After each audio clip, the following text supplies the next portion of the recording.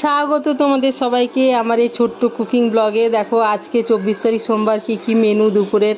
দেখো ডুবো তেলে পাঁপড় ভেজে তুললাম, তারপরে কয়েকটা বড়ি ভাজলাম, তারপরে এই একই তেলে আর কি বড়িটা ভাজা হয়ে গেলে এই একই তেলে এগুলো উঠিয়ে নিয়ে আমি নুন হলুদ মাখিয়ে রাখা পটলগুলো ছেড়ে দেবো। দেখো এই যে দেখো এভাবে কেটে রেখেছি গোটা গোটা পটল, এভাবে প্রজাপতির মতো ভাজার পরে দেখতে লাগে খানিকটা, মানে যাই হোক আর কি ওরকমই লাগে।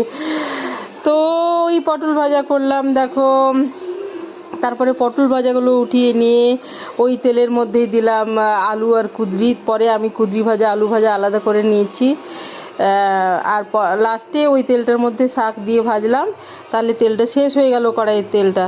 আর এদিকে করলাম একটু মুগের ডাল। এ দেখো, তো আজকের মেনুতে এ দেখো ভাত, বড়ি ভাজা, আলু ভাজা, কচু সেদ্ধ যেটা আমি ভাতের মধ্যে দিয়েছিলাম, আর ডালের মধ্যে একটু ভিন্ডি দিয়েছিলাম সেটাও মেখেছি আলাদাভাবে, কলমি শাক ভাজা, কুঁদরি ভাজা, আর পটল ভাজা, পাঁপড় আর ডাল। এ দেখো বড়ি ভাজা, আলু ভাজা, কচু সেদ্ধ, ভিন্ডি সেদ্ধ, কলমি শাক ভাজা, কুঁদরি ভাজা, পটল ভাজা, পাঁপড় আর এই মুগের ডাল।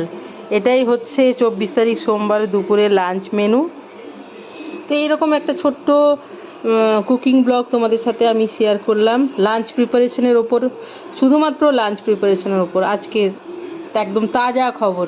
তো ভালো থেকো সবাই, সবার মঙ্গল কামনা করি।